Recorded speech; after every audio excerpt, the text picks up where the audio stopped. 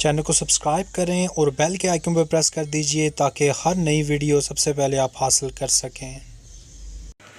ایک بار درود پاک پڑھ کے کمنٹس میں اللہ لکھتے ہیں۔ اللہ جل وعلا کی حمد و ثنا کے بعد رسول رحمت، شفیع معظم، نبی محتشم، حضور ختم المرتبت صلی اللہ علیہ وآلہ وسلم کے حضور ناز میں اپنی عقیدتوں، ارادتوں اور محبتوں کا خراج پیش کرنے کے بعد واجب الاحترام ذوی الاحتشام معزز و مکرم سامعین، حاضرین، حاضرات، ناظرین و ناظرات، السلام علیکم ورحمۃ اللہ وبرکاتہ۔ مجھے اس بات کا شدت سے احساس ہے کہ یہ گراؤنڈ تنگ پڑ گئی ہے اور باہر سڑک سے ہم جس طرح گزر کے آئے ہیں آپ لوگوں کو بیٹھنے میں دقت محسوس ہو رہی ہے، لیکن کچھ وقت کے لیے نظم و ضبط کے ساتھ اگر آپ تشریف رکھیں گے، مشکل سہنے کے باوجود ایک دوسرے کو راحت پہنچانے کی کوشش کریں گے اور اپنی توجہات کو میری جانب مبذول کریں گے تو آج کے اس اجتماع کا مقصد حاصل ہوگا۔ کہیں یہ قیمتی وقت جگہ کی تلاش میں اور بسر نہ ہو جائے، جہاں جگہ ملی ہے کھڑے ہیں، بیٹھے ہیں، آواز اگر پہنچ رہی ہے تو اپنی توجہات کو میری جانب کر لیں۔ آج کی بابرکت شب جس کے دامن میں اتنی برکتیں ہیں کہ ہم اپنے دامن ہی تنگ پاتے ہیں،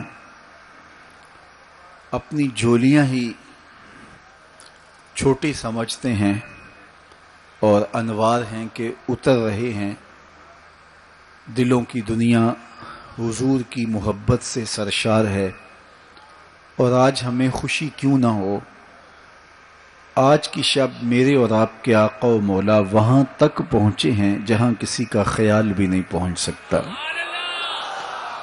کوئی فلک تے رہ یار گیا، کوئی جا سدرا تے ہار گیا، ایک کالیاں زلفاں والا سی جڑا عرش تو بھی لنگ پار گیا۔ اتنا عروج کائنات میں حضور علیہ السلام سے پہلے نہ کبھی کسی کو ملا، نہ حضور کے بعد کسی کو ملا۔ وہ بلندیاں، وہ رفعتیں، وہ وسعتیں، وہ شان و شوکت، وہ عزت، وہ عظمت، وہ رفعت ان کا مقسوم ہوا جو انہی کا ہی حصہ ہے۔ اور اللہ تعالیٰ جل شانہ نے اتنا نوازا کہ کوئی کمی باقی نہیں رہی، اور حضور کے صدقے سے اس امت کو بھی نواز دیا گیا، بخشش کا وعدہ دے کر اس امت کے لیے 50 نمازوں کا تحفہ دے کے جو بعد میں سمٹ کے 5 رہ گئیں، اور خواتین میں سورہ بقرہ عطا کر کے اس امت کے دردوں کا درمان کیا اور انہیں سکون اور قرار کی دولت نصیب فرمائی۔ کتاب رحمت قرآن مجید اس واقعہ کو بہت شان و شوکت کے ساتھ بیان کیا ہے کہ وہ ذات پاک ہے جس نے اپنے عبد خاص کو، عبد مکرم کو رات کے مختصر حصے میں مسجد حرام سے مسجد خاص تک، مسجد اقصی تک سیر کرائی تاکہ وہ اپنے عبد خاص کو، اپنے بندہ خاص کو اپنی قدرت کی نشانیاں دکھائے۔ وہ مسجد اقصی جس کے اطراف میں رحمتیں برستی ہیں، انوار اترتے ہیں اور برکات کا نزول ہوتا ہے، اور پھر مسجد اقصی سے لے کر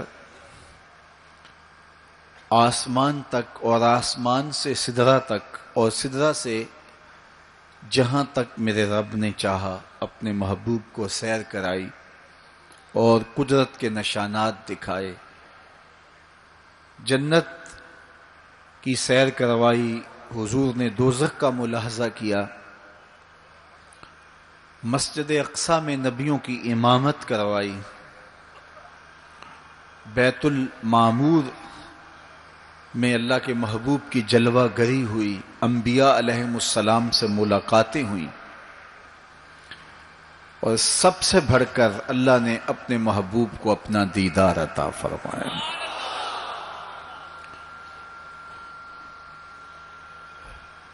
اب اس سرعت کے ساتھ، جس تیزی کے ساتھ حضور علیہ السلام تشریف لے گئے کہ رات کا مختصر حصہ تھا، قلیل وقت میں حضور گئے بھی ہیں اور آئے بھی ہیں، اور یہ ایک بہت بڑا امتحان تھا لوگوں کے لیے، کھرے اور کھوٹے کی پہچان ہونی تھی، لوگوں کے ایمان کا امتحان تھا، اور کفار نے اس پہ بہت ساری باتیں کی، اور ان کے ماننے میں یہ بھی نہیں آتا تھا کہ مسجد حرام سے مسجد اقصی تک کیسے گئے۔ ابو جہل نے گلی گلی جا کے پروپیگنڈا کیا کہ ہمارا کون سا مسجد اقصی میں آنا جانا نہیں ہے، تو 1 مہینہ جاتے ہوئے لگتا ہے، 1 مہینہ آتے ہوئے لگتا ہے، تو چھو کے بھی آنا ہو تو 2 ماہ چاہیے، اور یہ رات کے مختصر وقفے میں وہاں سے ہو کر آنے کی بات کر رہے ہیں، تو یہ کیسے ہم تسلیم کریں، یہ باتیں کیسے مان لیں؟ تو وہ مسجد حرام سے لے کے مسجد اقصی تک حضور علیہ السلام کے جانے اور آنے کو نہیں مانتے تھے، اور ماننے والوں نے کہا سر عرش بھی گئے ہیں اور واپس آئے ہیں، ہم اسے بھی مانتے ہیں۔ ابو جہل نے گلی گلی جا کے کہا، اور اس نے یہ سمجھا کہ یہ میرے ہاتھ ایک چیز آ گئی ہے جس سے میں لوگوں کو حضور سے دور کر سکوں، اور وہ پوچھتا پھرتا تھا بتاؤ یہ بات ماننے میں آتی ہے؟ اچانک حضرت ابو بکر صدیق رضی اللہ تعالیٰ عنہ سے ملاقات ہو گئی، تو کہا ابو بکر تم ہی بتاؤ، اگر کوئی کہے کہ رات کے مختصر حصے میں گیا بھی ہوں اور پلٹ کے بھی آیا ہوں تو یہ بات ماننے میں آتی ہے؟ تو فرمایا بالکل ماننے میں نہیں آتی، چھو کے بھی آنا ہو تو 2 ماہ چاہیے۔ سمجھا لوہا گرم ہو گیا، اب چوٹ پورے ٹکانے پہ بیٹھے گی، تو کہنے لگا کہ پھر جن کا کلمہ تم پڑھتے ہو انہوں نے یہ دعویٰ کیا ہے، تو حضرت ابو بکر صدیق فرماتے ہیں کہ وہ اس سے بھی عجیب کرے تو میں وہ بھی ماننے کو تیار ہوں، وہ تو آسمان کی خبریں دیتے ہیں، ہم وہ بھی مانتے ہیں۔ تو محبت والوں کے لیے، ایمان والوں کے لیے تو یہ قابل تعجب نہیں ہے۔ قرآن بتاتا ہے کہ حضرت سلیمان علیہ السلام نے کہا کہ مجھے تخت بلقیس چاہیے، تو ایک جن کھڑا ہو گیا، حضرت یہ خدمت میں سر انجام دیتا ہوں، کب تک لے کر آؤ گے؟ اس نے کہا دوپہر تک لے آؤں گا، مجلس برخاست ہونے سے پہلے پہلے تخت حاضر کر دوں گا۔ اور وہ کوئی ڈبیا نہیں تھی کہ جیب میں ڈال کے لے آنی ہو، وہ تخت اتنا بڑا تھا کہ 60 ہاتھ چوڑا تھا، 80 ہاتھ لمبا تھا اور کئی ہاتھ موٹا تھا، 7 کوٹڑیوں میں مکفل تھا، پہرے دار کھڑے تھے، 1 مہینے کی مسافت پہ تھا۔ اس کو جیب میں بھی ڈال کے لانا ہو تو پھر بھی 2 ماہ چاہیے، لیکن وہ اتنا بڑا تخت، اس کو وہاں سے لانا کوئی تماشائے لبے بام تو نہیں تھا۔ لیکن جن نے کہا حضرت میں مجلس برخاست ہونے سے پہلے پہلے وہ تخت حاضر کر دیتا ہوں۔ قرآن نے ساری تفصیل سورہ النمل میں بیان کی۔ اب کتنی بڑی پیشکش تھی، لیکن حضرت سلیمان نے کہا نہیں، مجھے اس سے بھی پہلے چاہیے۔ پھر وہ اٹھا جس کے سینے میں کتاب اللہ کا علم تھا، قال الذی عندہ علم من الکتاب۔ مفسرین نے ان کا نام آصب بن برخیہ بتایا ہے، جو حضرت سلیمان کا صحابی تھا۔ اس نے کہا حضرت میں یہ سعادت اپنے ذمے لینا چاہتا ہوں، آپ کو اگر جلدی چاہیے تو میں لے آتا ہوں۔ تو آپ نے فرمایا وہ تو دوپہر تک کا ٹائم دے رہا، بتاؤ تم کب لاؤ گے؟ تو وہ شخص جو زبور کا عالم تھا اور حضرت سلیمان علیہ السلام کا صحابی تھا، وہ بولا انا آتی کا بہی قبل ان یرتد الیک طرفک، حضور آپ آنکھ بعد میں جھپکیں گے، تخت پہلے حاضر ہوگا۔ اور حضرت سلیمان نے ابھی آنکھ جھپکی نہیں تھی، تخت سامنے پڑا ہوا تھا۔ بے ساختہ پکارا ھذا من فضل ربی، یہ میرے رب کا فضل ہے کہ جس نے میرے ماننے والے کو یہ روحانی طاقت اور توانائی نصیب کر دی۔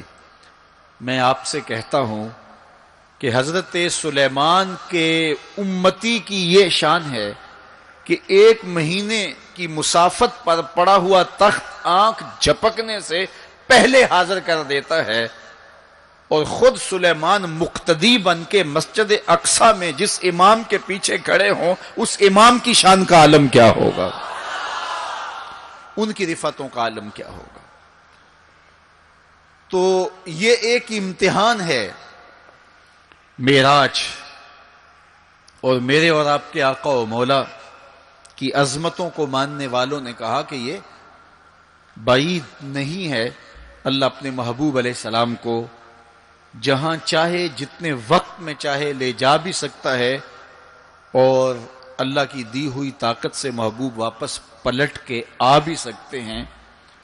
لوگوں نے یہ کہا کہ جسم اتنی سرعت کے ساتھ اگر محو سفر ہو تو تحلیل ہو جائے، تو میاں تخت سلیمان تحلیل نہیں ہوا، اور یہ حضرت سلیمان کے مقتدی کی تخت بلقیس جو ہے وہ تحلیل نہیں ہوا، اور یہ حضرت سلیمان کے مقتدی کی روحانی قوتوں کا کرشمہ ہے۔ تو جب ان کے مقتدی کی قوتوں کا یہ کرشمہ ہے تو ان کے امام کی طاقتوں کا عالم کیا ہوگا اور رفعتوں کا عالم کیا ہوگا۔ باقی یہ دعویٰ میرے رب کا ہے، سبحان الذی اسری بعبدہ، وہ ذات پاک ہے جس نے اپنے عبد خاص کو سیر کرائی۔ اور پھر دنیا ورطہ حیرت میں ہے کہ اتنے مختصر حصے میں، اتنے قلیل وقت میں کیسے گئے اور کیسے پلٹ کے آئے۔ اور میرے رب نے کہا کہ سن لو، یہ میرے محبوب کا سفر نہیں ہے، یہ میرے محبوب کی سیر ہے۔ سبحان الذی اسری، یہ میرے محبوب کا سفر نہیں ہے، یہ میرے محبوب کی سیر ہے۔ اور آپ جانتے ہیں سفر اور سیر میں فرق، سفر تیزی کے ساتھ کیا جاتا ہے۔ میں اب جو فاصلہ طے کر کے آیا ہوں، تو اگر میں سیر کی غرض سے یہاں آتا تو مجھے 2 گھنٹے لگتے، اور اگر میں گاڑی پہ بھی آتا تو پھر بھی مجھے کم از کم پونا گھنٹہ چاہیے تھا، لیکن میں 15-20 منٹ میں یہاں پہنچنے کی کوشش کی ہے، کیونکہ میری نگاہ میں ایک ہدف تھا کہ میں نے دیے گئے وقت کے مطابق یہاں پہنچنا ہے۔ وہ تو باہر بے تحاشا رش نہ ہوتا تو میں وقت سے 5 منٹ پہلے ہی پہنچ پاتا۔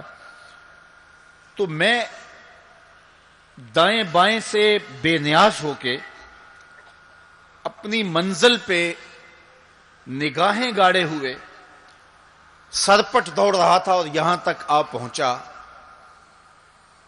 لیکن سیر جو ہوتی ہے اس میں ہر منظر پہ رکا جاتا ہے، ٹھہرا جاتا ہے، کوئی نظارہ ہو تو اس سے لطف اندوز ہوا جاتا ہے۔ اب اتنی سرعت کے ساتھ گئے اور واپس پلٹ کے آئے، میرا رب کہتا ہے یہ میرے محبوب کا سفر نہیں تھا، یہ میرے محبوب کی سیر تھی۔ کیا سمجھو گے میرے محبوب کو؟ جس کی سیر تمہاری سمجھ میں نہیں آتی، اگر وہ سفر کرے تو پھر کیسے سمجھو گے؟ یہ تو ابھی سیر ہے اور تم ورطہ حیرت میں ہو، کیسے گئے، کیسے آئے۔ عقل والے کہتے ہیں کہ زمین، سطح زمین سے لے کر 44 میل تک ہوا ہے، اس کے بعد کرۂ خلا ہے، پھر کرۂ زمہریر ہے، پھر کرۂ نار ہے، پھر آسمان میں خرق و التیام ممکن نہیں، جسم کا صعود ممکن نہیں ہے، آسمان میں دروازے نہیں ہیں، آسمان ٹوٹ نہیں سکتا، پھٹ نہیں سکتا، تو کیسے کوئی آسمان سے گزر سکتا ہے؟ تو کیسے چلے گئے؟ ہم کہتے ہیں کہ حضرت آدم ماں حضرت حوا کے کیسے آئے؟ یہ رکاوٹیں ان کے راستے میں بھی تو تھیں۔ حضرت عیسیٰ علیہ السلام کے بارے میں ہمارا عقیدہ ہے کہ وہ پھانسی نہیں دیے گئے، سولی نہیں چڑھائے گئے، بلکہ اللہ نے ان کو آسمان پہ اٹھا لیا۔ تو یہ رکاوٹیں تو ان کے راستے میں بھی آئی ہوں گی، تو وہ کیسے چلے گئے؟ جب حضرت عیسیٰ جا سکتے ہیں، حضرت آدم آ سکتے ہیں، تو میرا نبی جا بھی سکتا ہے، میرا نبی آ بھی سکتا ہے۔ فرق یہ ہے ابھی تک جو گیا ہے پلٹ کے آیا نہیں، جو آیا ہے ابھی تک پلٹ کے گیا نہیں۔ میرے نبی گئے بھی ہیں، میرے نبی آئے بھی۔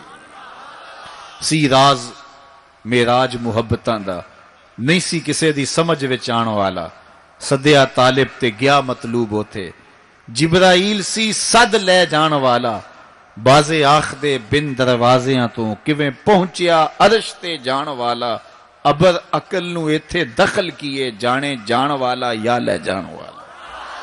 یہ میرے رب کا دعویٰ ہے، اپنے محبوب کو سیر میں نے کروائی۔ تو کائنات میں جن رفعتوں تک، جن بلندیوں تک میرے حضور پہنچے، اچھا سیر کروائی کیوں؟ تو کہا کہ میں اپنے عجائب قدرت کی نشانیاں اپنے عبد خاص کو، عبد منیب کو، عبد مختار کو، عبد مکرم کو دکھانا چاہتا ہوں۔ اور پھر اللہ جل شانہ نے اپنے محبوب کو اتنی نشانیاں دکھائیں جن کا تعلق دیکھنے سے بھی تھا، جن کا تعلق وجدان سے بھی تھا، محسوسات سے بھی تھا، سننے سے بھی تھا۔ کبھی حضور علیہ الصلوۃ والسلام جنت کی خوشبو سونگھتے ہیں، نظاروں کی وادی دیکھتے ہیں، اور جنت کے محلات کو حضور ملاحظہ فرماتے ہیں، اور کبھی دوزخ کے اندر عذابوں میں مبتلا لوگوں کو حضور علیہ الصلوۃ والسلام دیکھتے ہیں، اور پھر اپنی امت کو بیان بھی فرمایا تاکہ وہ ان اعمال بد سے بچ جائیں جو جہنم میں لے جانے کا سبب اور ذریعہ ہے۔ آج کی شب خاص میں میں اور آپ اپنی زندگیوں پہ غور کریں، اور حضور علیہ السلام نے وہ جو ہمیں خبریں دی ہیں ان کو دیکھیں، اور کوئی ایسی کوتاہی کہیں ہمارے اعمال میں تو نہیں ہے، اگر ہے تو اس کو اپنے سے دور کر کے ایک نئی زندگی کا آج سے آغاز کریں۔ حضور علیہ الصلوۃ والسلام نے فرمایا کہ میں نے کچھ لوگوں کو دیکھا کہ پتھروں سے ان کے سر کچلے جا رہے ہیں، اور پتھروں سے کچلنے کی وجہ سے ان لوگوں کے سر کیمے کی طرح ہو جاتے، کوٹ دیے جاتے ہیں پتھروں سے، لیکن تھوڑی دیر کے بعد پھر صحیح ہو جاتے ہیں، لیکن پھر دوبارہ ان کے سر کچلے جاتے۔ تو میں نے پوچھا جبریل یہ کون لوگ ہیں؟ تو کہا کہ یہ وہ لوگ ہیں کہ جن کے سر نماز کی وجہ سے بوجھل رہتے تھے، نماز جن کو بڑی بھاری لگتی تھی۔ کئی لوگوں کو نماز کا کہیں تو وہ 100 بہانے کرتے ہیں، اور ایک بہانہ تو ہر بے نمازی کرتا ہے، میرے کپڑے پاک نہیں ہیں۔ میرے والد گرامی فرمایا کرتے تھے تیرے کپڑے کیسے پاک ہو سکتے ہیں جب تو اللہ کے حضور جھکنا نہیں جانتا؟ جب اس کے حضور جھکنا سیکھ جائے گا تیرا لباس بھی پاک ہو جائے گا، تیرا بدن بھی پاک ہو جائے گا، تیرا تن بھی پاک ہو جائے گا، تیرا من بھی پاک ہو جائے گا۔ تو 100 بہانے، تو ان کے سر نماز کی وجہ سے بوجھل ہو جاتے، اذان کی آواز سنتے اور پھر دوبارہ سرہانے پہ سر ڈال دیتے اور اٹھنے کی ہمت نہ پڑتی۔ حی علی الصلاۃ حی علی الفلاح کی دل فریب صدائیں کانوں میں پڑتی۔ تو ان کے سر نماز کی وجہ سے بوجھل ہوتے تھے، اور آج ان کے سر پتھروں سے کوٹے جا رہے ہیں۔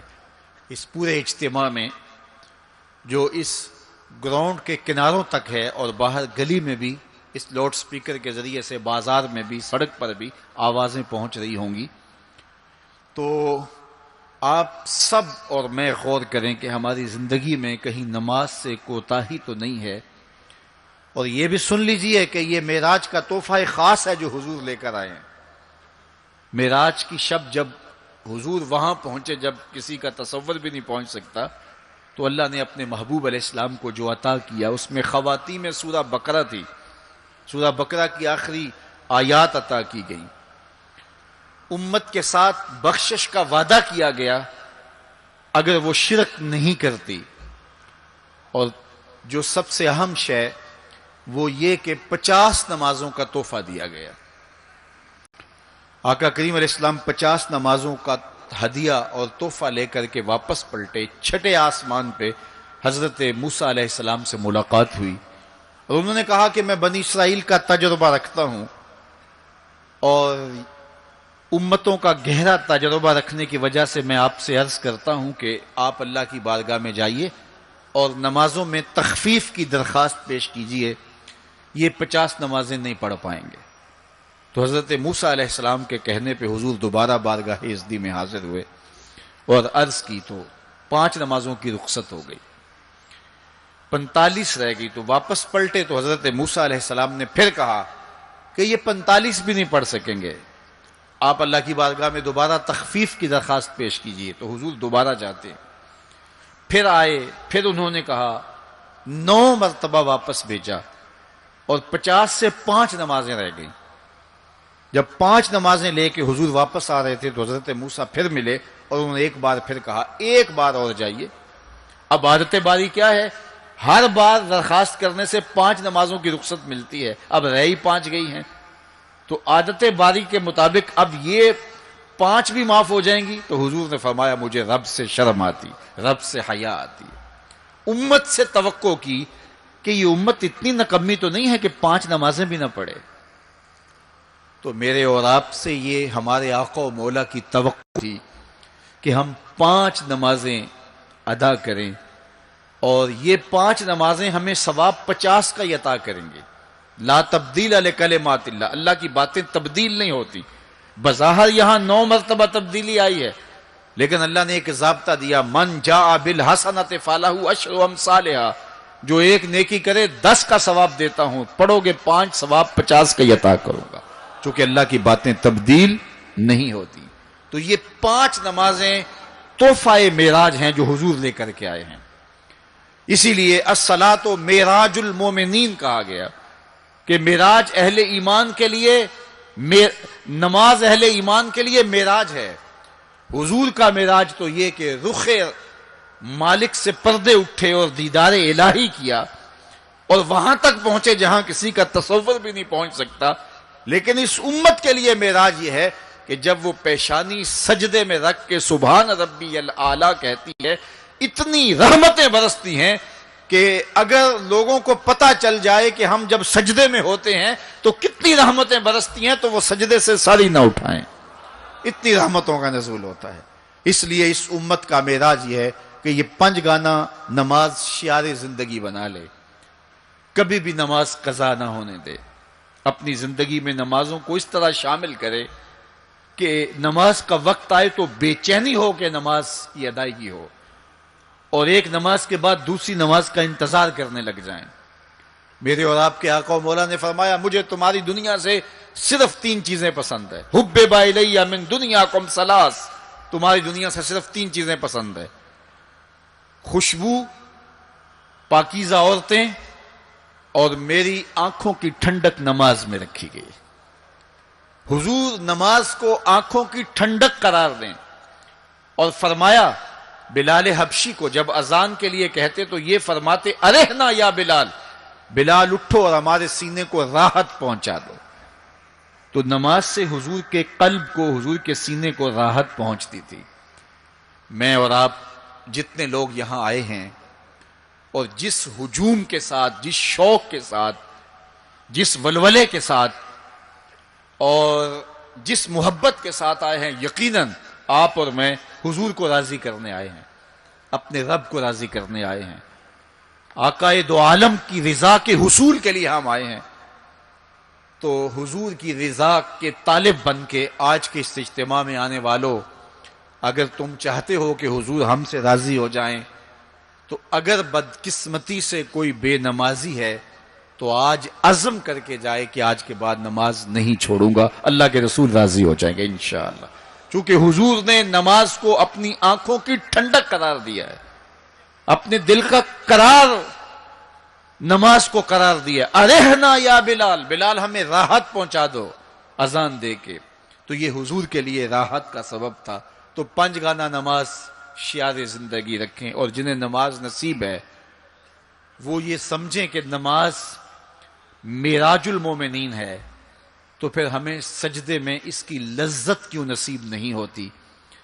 تو وہ اپنے خیالات کو قابو میں کریں، اپنی نماز میں یکسو ہو جائیں، پڑے سجدے میں ہوں اور کھڑے دکان پہ ہوں تو پھر سجدہ سرور بخش نہیں ہوگا، پھر قیام لذت آفری نہیں ہوگا۔ تو اپنی نماز کو اس قدر یکسو کر لو کہ جب تم سجدے میں ہو، قیام میں ہو، رکوع میں ہو، تو سجدے، قیام اور رکوع کی لذت تمہیں حاصل ہو رہی ہو، تو پھر معراج کی لذتیں تمہیں نماز میں نصیب ہوں گی اور قرار نصیب ہوگا۔ تو کہا میں نے کچھ لوگوں کو دیکھا کہ ان کے سر کوٹے جا رہے ہیں، اور میں نے پوچھا یہ کون لوگ ہیں؟ تو کہا یہ وہ لوگ ہیں کہ جو نماز نہیں پڑھا کرتے تھے، جن کے سر نماز سے بوجھل رہتے تھے۔ پھر کچھ لوگوں کو دیکھا معراج کی شب، فرماتے ہیں کہ ان کے آگے اور پیچھے چیتھڑے بندھے ہوئے ہیں، اور وہ کانٹے دار جھاڑیاں تھوہر کھا رہے ہیں، کڑوی جھاڑیاں کھا رہے ہیں، اور گرم پتھر چاٹ رہے ہیں اور کھا رہے ہیں۔ تو میں نے پوچھا کہ یہ کون بد نصیب لوگ ہیں؟ تو کہا یہ وہ لوگ ہیں جو اپنے مال کا صدقہ نہیں دیا کرتے تھے، مال کی زکوٰۃ نہ ادا کرنے والے سخت عذاب میں مبتلا ہوں گے اور اللہ کے قہر و غضب کا شکار ہوں گے۔ اور پھر فرمایا میں نے ایسے لوگوں کو بھی دیکھا کہ جن کے سامنے انواع و اقسام کے کھانے پڑے ہوئے ہیں، ہنڈیا کے اندر اچھے تازہ اور خوشبودار ماکولات موجود ہیں، لیکن وہ ان کو نہیں لے رہے، بلکہ بدبودار سڑا ہوا گوشت کہیں پڑا ہے اور وہ اس کو اٹھا کے کھا رہے ہیں۔ تو مجھے حیرت ہوئی، تو میں نے جبریل سے پوچھا کہ یہ کون بد نصیب لوگ ہیں کہ ان کے سامنے بھنا ہوا تازہ گوشت موجود ہے، خوشبودار گوشت موجود ہے، لیکن یہ اس بدبودار اور متعفن میں ہاتھ مار رہے ہیں۔ تو کہا یہ آپ کی امت کے وہ بد نصیب لوگ ہیں کہ جن کو پاک طاہر اور پاکیزہ بیویاں میسر تھیں، لیکن اس کے باوجود وہ ناپاک عورتوں کے بستروں پہ راتیں بسر کرتے تھے۔ دور موجود کے اندر برائی اور بدی تیزی کے ساتھ پھیلتی چلی جا رہی ہے، اور جدید ذرائع ابلاغ نے، جس میں سوشل میڈیا پیش ہے، آنکھوں سے حیا تو چھین ہی لیا ہے، خیالوں کی پاکیزگی تو چھین ہی لی ہے، عصمت کے جوہر پر اتنی تیزی سے یہ آلات حملہ آور ہیں کہ اپنی نئی نسلوں کو بچانا اور ان کی حفاظت کرنا بہت ضروری ہو گیا ہے۔ میری اور آپ کی ذمہ داری ہے کہ ہم اپنی اولادوں پر گہری نظر رکھیں اور ان کی حفاظت کریں، چونکہ اگر عصمت کا جوہر محفوظ نہ رہا تو پھر پلے کچھ بھی نہیں رہا، اگر آبرو سلامت نہیں رہی تو پھر پلے کچھ بھی نہیں رہا۔ قیامت کے دن ان لوگوں کو اس صورت کے اندر لایا جائے گا کہ وہ یہ غلیظ کھانے کھا رہے ہوں گے، اور ذلت اور رسوائی کی وہ زندگی ان کو سہنا پڑے گی، اور اللہ کے قہر و غضب کا شکار ہونا پڑے گا۔ اپنی خلوت کو اور اپنی جلوت کو پاکیزہ رکھنے کی کوشش کرو، اور اللہ کی رضا اپنا مقصود زندگی بنا لو۔ وہ آنکھ جو غیر محرم کو شہوت کی نظر سے دیکھتی ہے، قیامت کے دن جہنم کی آگ سے بھر دی جائے گی۔ اپنے خیالوں کو بھی پاکیزہ کرو، اپنی سوچوں کو بھی پاکیزہ کرو، اور اپنی زندگی کی ایک ایک ساعت کو اپنے مالک کے حضور پیش کرو، اور اللہ سے توفیق مانگو خیر کی اور برکت اور رحمت کی۔ جب انسان کی نگاہ پاک نہیں رہتی تو خیال پراگندہ ہوتے ہیں، خیالات کی ناپاکیزگی اس کی عصمت کے جوہر پہ حملہ آور ہوتی ہے، اور شیطان کے لیے یہ بڑی خوشی کی بات ہے کہ کوئی نوجوان اپنی عصمت اور اپنی آبرو کو داؤ پہ لگا دے۔ تو دور موجود کے اندر یہ فتنہ تیزی کے ساتھ بڑھتا چلا جا رہا ہے، اس میں ہماری معاشرت کی ناہمواریاں اور جدید ذرائع ابلاغ اور قرب قیامت کی وجہ سے فتنوں کا آسمان سے بارش کی طرح برسنا ہے، لیکن جو اپنے آپ کو بچا لے وہی سرخرو ہوگا، جو نہیں بچا پائے گا وہ اپنی دنیا اور آخرت برباد کر لے گا۔ اللہ کے محبوب نے ارشاد فرمایا کہ میں نے کچھ لوگوں کو دیکھا کہ ان کی زبانیں لوہے کی کینچیوں سے کاٹی جا رہی ہیں، آگ کی کینچیوں سے کاٹی جا رہی ہیں۔ دو روایات ہیں، لوہے کی کینچیوں سے اور آگ کی کینچیوں سے۔ تو میں نے پوچھا جبریل یہ کون لوگ ہیں؟ تو کہا حضور یہ آپ کی امت کے فتنہ پرور خطیب ہیں، جو کہا کرتے تھے ان کا اپنا وہ عمل نہیں ہوا کرتا تھا۔ لوگوں کے اندر فتنہ اور فساد بپا کرنے والے لوگ، جن کی زبان کی تلخیاں معاشروں کے اندر تفریق پیدا کرتی ہیں، بھائی بھائی سے لڑ پڑتا ہے، میاں بیوی کے درمیان تفریق پیدا کر دیتے ہیں، نفرت کی چنگاریاں ان کی زبان اگلتی ہے، اور ان کے لہجے لوگوں کے اندر تفریق، تشدد، افتراق اور فرقہ بندیاں پیدا کرتے ہیں۔ تو ایسے لوگ قیامت کے دن ان کی زبانیں لوہے کی کینچیوں سے کاٹ دی جائیں گی، جس کی صورت اللہ کے محبوب پہلے ہی ملاحظہ فرما چکے۔ تو بدترین اس امت کے لوگ بھی علماء ہیں، اور بہترین اس امت کے لوگ بھی علماء ہیں۔ فتنہ انہی سے شروع ہوتا ہے اور انہی میں پلٹتا ہے۔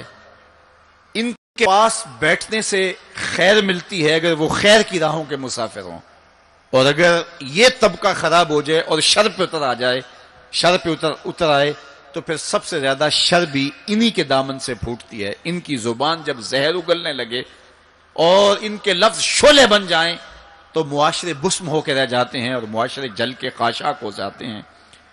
اس لیے خاص طور پہ اس طبقے کو اپنا ہمیشہ محاسبہ کرنے کی ضرورت ہے کہ ہمارے عمل سے، ہمارے رویے سے، طرز زندگی سے، ہماری گفتگو سے، ہمارے کسی لہجے سے کسی کے لیے تفریق، تشدد، افتراق اور لڑائی پیدا نہ ہو۔ تو یہ بات بہت ہی اہم ہے جو اللہ کے محبوب علیہ الصلوۃ والسلام نے بیان فرمائی۔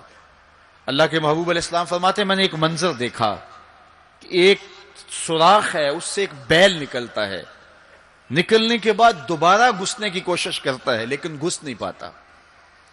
تو میں نے جبریل سے پوچھا کہ یہ کیا ماجرا ہے؟ تو جبریل نے کہا کہ حضور یہ ان لوگوں کی مثال بیان کی ہے جو زبان سے بڑا بول نکال دیتے ہیں اور پھر دوبارہ اس کو لینا چاہتے ہیں تو پھر وہ واپسی نہیں ہو سکتی۔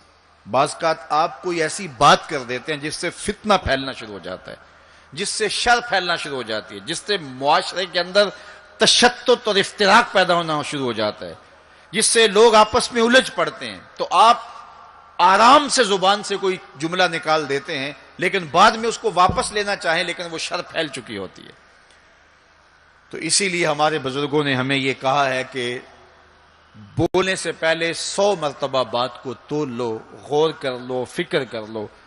کمان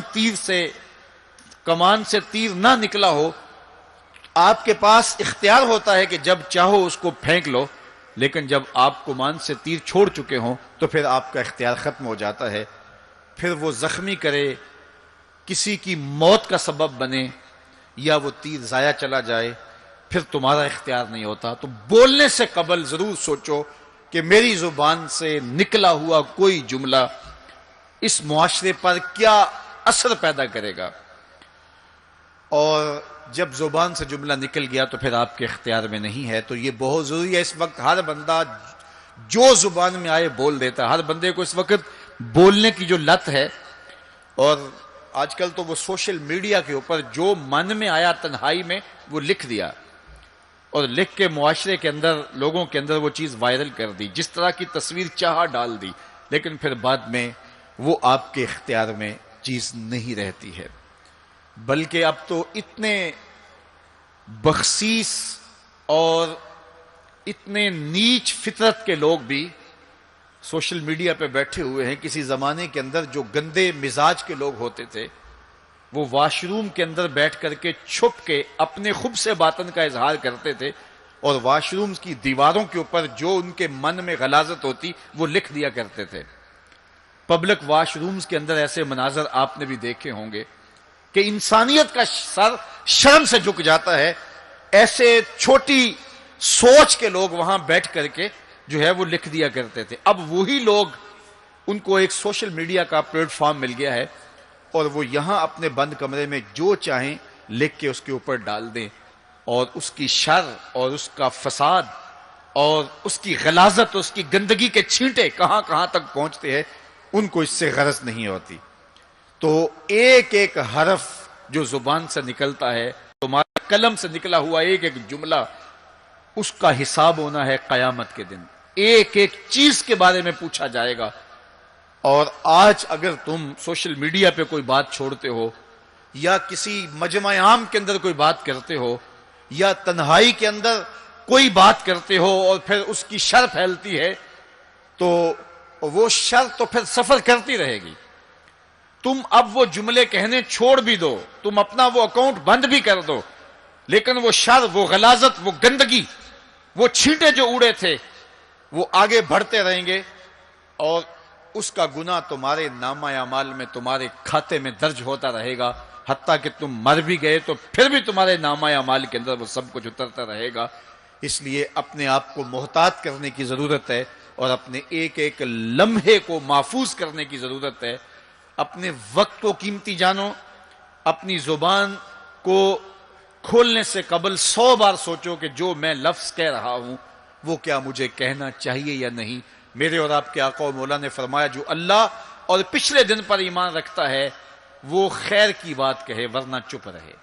اس کا چپ رہنا اس کے لیے بہتر ہے، اور اگر وہ کہنا چاہتا ہے تو وہ خیر کی بات کہے. تو فرمایا میں نے وہاں بیل نکلتے ہوئے دیکھا اور پھر دوبارہ گھسنا چاہتا ہے تو گھس نہیں پاتا. تو کہا جبریل نے کہ یہ وہ بول ہے جو زبان سے نکالا جا چکا ہے، اب دوبارہ زبان میں اس کو داخل نہیں کیا جا سکتا. اور مختلف صورتیں حضور نے دیکھی. لوگوں کو عذابوں کے اندر مبتلا دیکھا، لوگوں کو تکلیفوں کے اندر مبتلا دیکھا، کسی کو خون کی نہر کے اندر غوطے کھاتے دیکھا، کسی کے پیٹ کے اندر سانپ دیکھے. اور جبریل سے پوچھا تو جبریل نے عرض کی یا رسول اللہ یہ سود خور ہے، یا رسول اللہ یہ حرام کھانے والا ہے، یہ فلاں جرم کا مرتکب شخص ہے. تو وہ صورتیں حضور علیہ السلام کو دکھائی گئی اور وہ مناظر حضور کو دکھائے گئے. اور دوسری جانب جنت میں حضور نے ان خوش نصیب لوگوں کو بھی دیکھا کہ جن کی نیکیوں کی وجہ سے وہ اللہ کی رحمتوں کے حصار میں ہیں. ایک شخص کو دیکھا جو نور عرش میں ڈوبا ہوا ہے اور وہ نور ہی نور میں ہے. اللہ اکبر. تو جبریل سے حضور نے پوچھا یہ کون شخص ہے؟ تو جبریل امین نے اس کی 3 خوبیاں بیان کی. ان میں سے ایک خوبی یہ تھی کہ وہ اپنے والدین کا فرما بردار ہے. حضور علیہ السلام نے معراج کی شب بہت نظارے دیکھے، جنت دوزخ کو مشاہدہ کیا. حضور نے انبیاء علیہ السلام سے ملاقاتیں کی. پہلے آسمان پہ حضور علیہ السلام نے حضرت آدم علیہ السلام کو دیکھا. دوسرے آسمان پہ دیگر حتیٰ کہ 7ویں آسمان تک مختلف نبیوں کو دیکھا. اور پھر اس کے بعد حضور علیہ السلام 7 آسمانوں سے گزرتے ہوئے جب سدرۃ المنتہا پہ پہنچے تو جبریل امین نے کہا کہ حضور اب اس سے آگے میں نہیں جا سکتا. اللہ اکبر. پھر سبز نوری تخت آیا جس پہ حضور جلوہ فراز ہوئے. رف نامی اس تخت پہ حضور بیٹھے. پھر حضور وہاں تک پہنچے جہاں کسی کا خیال بھی نہیں پہنچ سکتا. خرد سے کہہ دو کہ سر جھکا لے، گماں سے گزرے گزرنے والے، یہاں خود پڑے ہیں جہت کو لالے، کوئی کیا بتائے کدھر گئے تھے. سراغ عین و متا کہاں تھا، نشان کیف و الا کہاں تھا. نہ کوئی ساتھی نہ کوئی راہی، نہ سنگ منزل نہ مرحلے تھے. کمان امکان کے جھوٹے نکتوں تم اول آخر کے پھیر میں ہو. محیط کی چال سے پوچھو کدھر سے آئے کدھر گئے تھے، کوئی حد ہے ان کے عروج کی، بلغل اولاب کمالے۔ حضور علیہ الصلوۃ والسلام فرماتے رأیت ربی فی احسن صورہ، اللہ اکبر، سب سے بڑی دولت جو حضور نے ملاحظہ کی، سب سے بڑا نور جو حضور نے دیکھا، سب سے بڑی قدرت کی نشانی جو حضور نے دیکھی، وہ یہ تھا کہ حضور نے سر کی آنکھوں سے اپنے رب کا دیدار کیا۔ نور ہی نور، اجالے ہی اجالے، روشنیاں ہی روشنیاں۔ اللہ اکبر، خود بلایا محبوب کو اور اپنا جلوہ دکھایا۔ ایک کوہ طور پہ خود چل کے جاتے ہیں، رب ارنی انظر الیک، مالک میں تجھے دیکھنا چاہتا ہوں۔ تو جواب کیا ملتا ہے؟ لن ترانی، اے موسیٰ تم مجھے نہیں دیکھ سکتے۔ اور ایک ام ہانی کے گھر لیٹے ہیں اور چادر اوڑھ کے استراحت کر رہے ہیں، جبریل جا کے حاضر ہو کے عرض گزار ہوتے ہیں، ان اللہ اشتاق الی لقائک یا رسول اللہ، محبوب آپ لیٹے ہو، آپ کا رب آپ کا دیدار کرنا چاہ رہا ہے۔ تبارک اللہ، شان تیری، تجھی کو زیبا ہے بے نیازی۔ کہیں پہ وہ جوش لن ترانی، کہیں تقاضے وصال کے تھے۔ ایک کوہ طور پہ خود چل کے جاتا ہے اور دیدار کی طلب کرتا ہے، مالک میں تجھے دیکھنا چاہتا ہوں۔ جواب کیا ملتا ہے؟ لن ترانی، اے موسیٰ تم نہیں دیکھ سکتے۔ پہم اسرار ہوتا ہے بار بار، یا اللہ میں تجھے دیکھنا چاہتا ہوں۔ علماء نے لکھا جب یہ کہہ دیا گیا تم نہیں دیکھ سکتے تو پھر تقاضا کیوں تھا؟ کہا اس لیے کہ رب کا کلام سنا تھا، اس لیے تڑپ تھی، جس کے کلام میں اتنا لطف ہے دیدار کا مزہ کیا ہوگا۔ تو کہا تھا مالک میں تجھے دیکھنا چاہتا ہوں۔ اچھا اگر مجھے دیکھنا چاہتے انظر الی الجبل، اس پہاڑ کو دیکھو، اگر یہ اپنی جگہ پہ کھڑا رہا تو تم مجھے دیکھ لو گے۔ اللہ نے اپنی رویت کو استقرار جبل کے ساتھ معلق کر دیا۔ علامہ سعد الدین تفتزانی علیہ رحمہ نے شرح قائد نصفیہ میں اس پہ گفتگو کی ہے کہ ممکن کے ساتھ معلق بھی ممکن ہوتا ہے۔ گویا اللہ کا دیدار ممکن ہے، تو اللہ تعالیٰ جل شانہ نے کہا کہ اس پہاڑ کو دیکھو، یہ اگر اپنی جگہ ٹھہرا رہا تو تم مجھے دیکھ لو گے۔ یہ الگ بات ہے کہ وہ پہاڑ ٹھہر نہ سکا، اللہ کے جلووں کی تاب نہ لا سکا۔ اللہ تعالیٰ نے اس پہاڑ پہ جب اپنی تجلی کا نزول کیا، اور وہ بھی تجلی ذاتی نہیں تھی، تجلی صفاتی، اور اس کا بھی عکس، پرتو، ظل اور سایہ اس پہاڑ پہ ڈالا، اور پہاڑ اس جلوے کی تاب نہیں لا سکا۔ طور جلنے لگا، خر موسیٰ سائے کا قرآن بتاتا ہے۔ حضرت موسیٰ علیہ السلام بھی بے ہوشی کی کیفیت میں زمین پر تشریف فرما ہو گئے۔ اللہ اکبر۔ اس کے بعد جب ہوش میں آئے تو حضرت موسیٰ اللہ کی بارگاہ میں عرض گزار ہے، مالک میں تیرے حضور توبہ کرتا ہوں، میں نے تقاضا ہی کیوں کیا۔ اللہ اکبر۔ جلووں کی تاب نہیں لا سکے، اور وہ تجلی ذاتی بھی نہیں تھی، تجلی صفاتی تھی، اور وہ بھی تجلی صفاتی کا عکس تھا، سایہ تھا، اور وہ بھی پہاڑ پہ پڑا، پہاڑ سے منعکس ہو کے حضرت موسیٰ علیہ السلام پہ آیا، لیکن تاب نہیں لا سکے۔ لیکن اللہ کے دیدار کا سرما تو آنکھوں میں لگ گیا تھا، ایک جھلک تو پڑی تھی۔ امام حلبی نے لکھا ہے کہ اس کے بعد حضرت موسیٰ کی نگاہوں کا عالم یہ تھا کہ کالی رات کے اندھیرے میں کالے پتھر پر کالے رنگ کی چیونٹی کو 9 فراسخ دور سے، ایک فرسخ 3 میل کا ہوتا ہے، 27 میل دور سے، تقریباً 50 کلومیٹر دور سے کالے رنگ کی چیونٹی کو کالے پتھر پر کالی رات کے اندھیرے میں چلتا ہوا دیکھ بھی لیتے تھے، اس کے قدموں کی آہٹ کو سن بھی لیتے تھے۔ یہ اللہ کا کلام سننے کی وجہ سے کانوں میں یہ سماعت آ گئی، اور اللہ کا دیدار کرنے کی وجہ سے آنکھوں میں یہ توانائی آ گئی کہ 50 کلومیٹر دور کالی رات کے اندھیرے میں، شب دیجور کی ظلمتوں میں، کالے رنگ کی چیونٹی کو چلتا ہوا دیکھتے بھی، اس کے قدموں کی سرسراہٹ کو سنتے بھی۔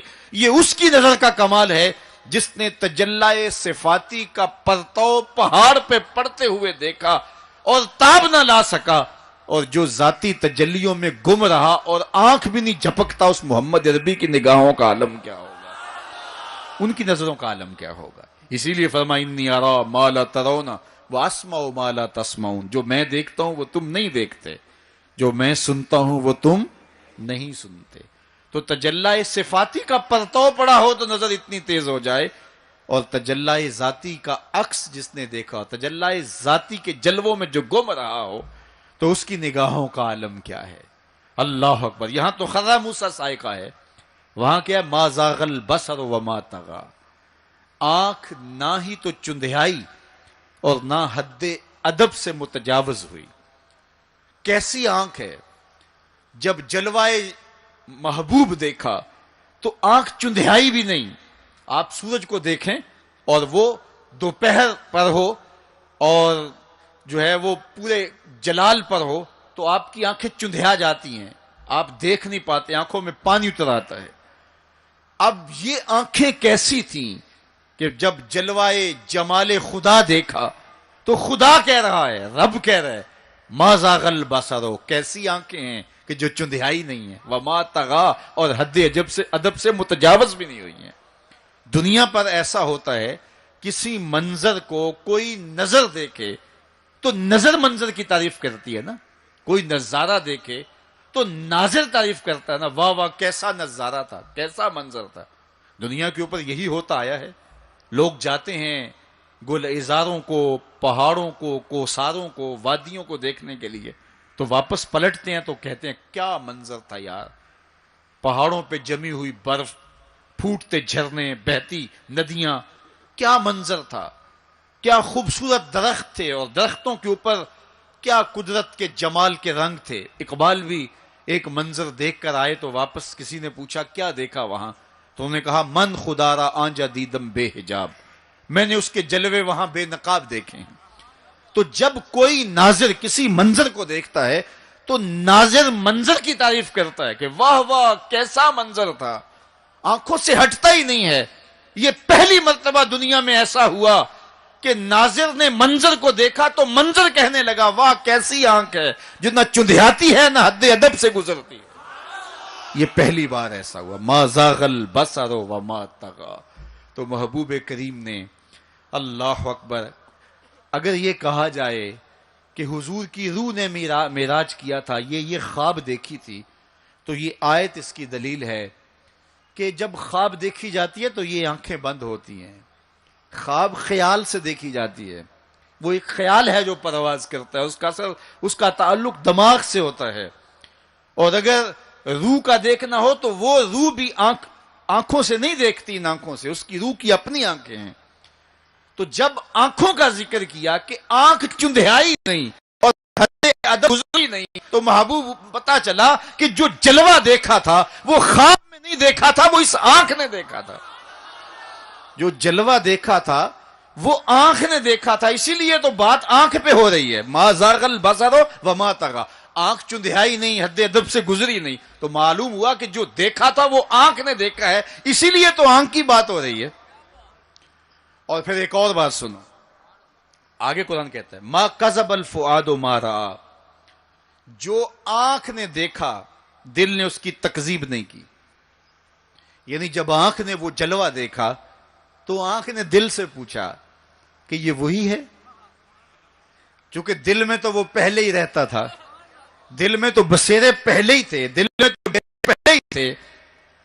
دیکھو کسی نے کسی کو نہ دیکھا ہو اور وہ کسی کے ساتھ اس کو دیکھنے جائے، تو جس کے ساتھ وہ دیکھنے گیا اس نے دیکھا ہو تو اس کو لگے کہ یہ وہی ہے، تو وہ اس سے پوچھتا ہے جناب یہ وہی ہے، تو اس نے دیکھا ہو تو وہ تصدیق کر دیتا. اور اگر اس نے بھی نہ دیکھا ہو تو پھر اسے کوئی پوچھتا بھی نہیں، چونکہ ہم بھئی ایک جیسے ہیں، تم نے بھی نہیں دیکھا میں نے بھی نہیں دیکھا. تو جب کسی نے پہلے دیکھا ہوا ہو تو پھر دوسرا اس کو پوچھتا ہے ہاں وہی ہے، اور وہ کہتا ہے ہاں ہاں وہی ہے. اور وہ یہ تب کہہ سکتا ہے کہ اس نے پہلے دیکھا ہو. جب جمال الہی کو نگاہ مصطفیٰ نے دیکھا تو نگاہ نے دل سے پوچھا یہ وہی ہے، یہ وہی ہے جو دل میں درد بن کے رہتا ہے، یہ وہی ہے. ما کذب الفؤاد ما رأى. قرآن بتاتا ہے جب آنکھ نے پوچھا نا دل سے تو دل نے تکذیب نہیں کی، دل نے کہا ہاں یہ وہی ہے. اب یہاں ایک جملہ کہتا ہوں اور میری تقریر یہاں اختتام کو بھی پہنچ جائے گی، تو یہ آپ کے لیے کافی قوی غذا ہوگی اور روح کو سرشار رکھے گی. اور وہ یہ کہ جو دل میں رہتا ہو وہ آنکھوں کے سامنے آئے، اسے تو معراج کہتے ہیں. جو دل میں بستا ہو وہ آنکھوں کے سامنے آ جائے، اسے ہی تو معراج کہتے ہیں. اس لیے دل نے تو پہلے ہی دیکھا تھا, دل میں تو وہ پہلے ہی رہتا تھا.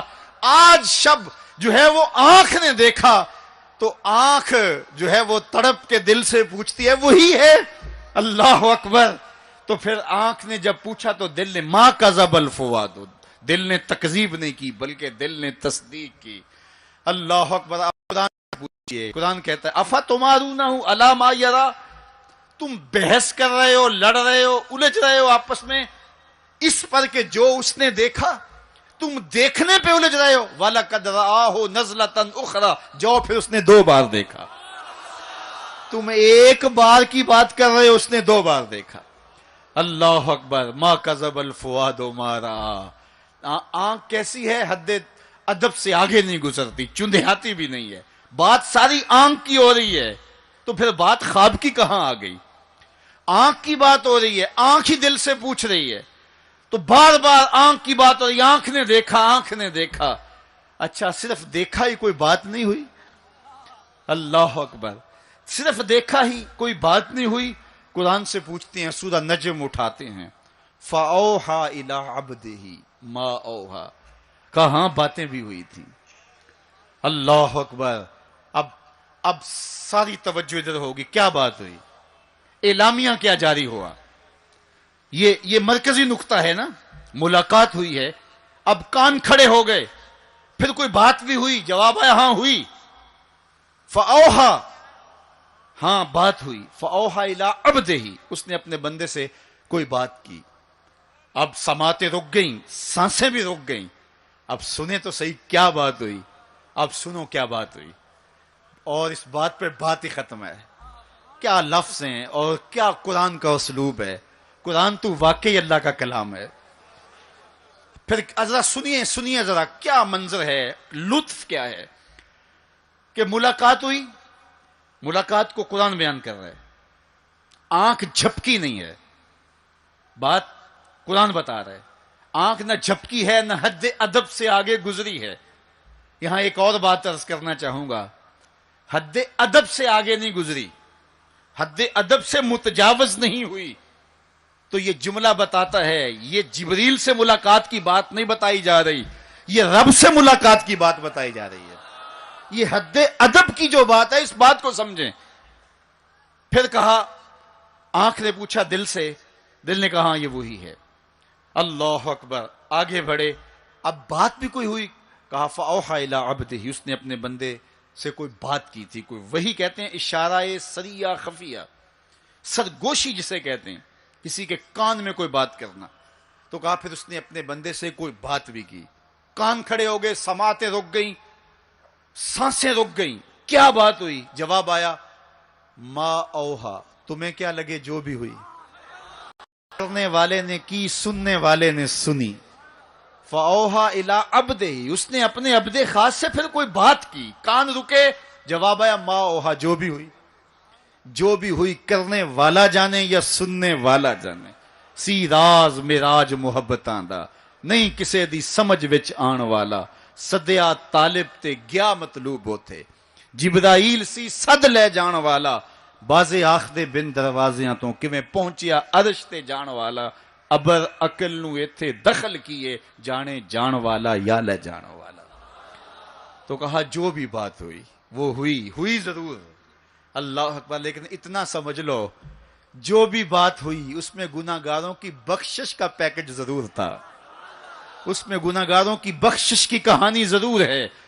یہ بات اچھی طرح سمجھ لو. اس لیے تم خوشیاں منا رہے ہو, اسی لیے تمہارے چہرے کھلے ہیں معراج کی شب, کہ آج کی شب رب سے محبوب نے جو بات کی ہے اس میں گناہ گاروں کی نجات کی ضمانت اپنے رب سے لی ہے. اللہ اکبر. تو وہ شان عطا کی, وہ رفعت نصیب ہوئی, وہ بلندیاں نصیب ہوئی جو کسی اور کا مقسوم نہیں ہے. ایک شب کا محفل معراج کیا, ساری زندگی ان کے نام پر درود پڑھتے رہیں, ان کے دین کے لیے اپنے آپ کو وقف کر دیں, اور ایک ایک سانس ان کے نام کر دیں. حق کے شکر پھر بھی ادا نہ ہو, اس لیے کہ ہماری بخشش کی ضمانت اسی دہلیز سے ہوئی, اسی چوکھٹ سے ہوئی. یہ سارے اجالے, یہ ساری روشنیاں کائنات کے اندر جو آپ کو دکھائی دیتی ہیں, یہ آمنہ کے لال کے قدموں کا صدقہ ہے، اور یہ ساری روشنیاں حضور کے طفیل ہیں۔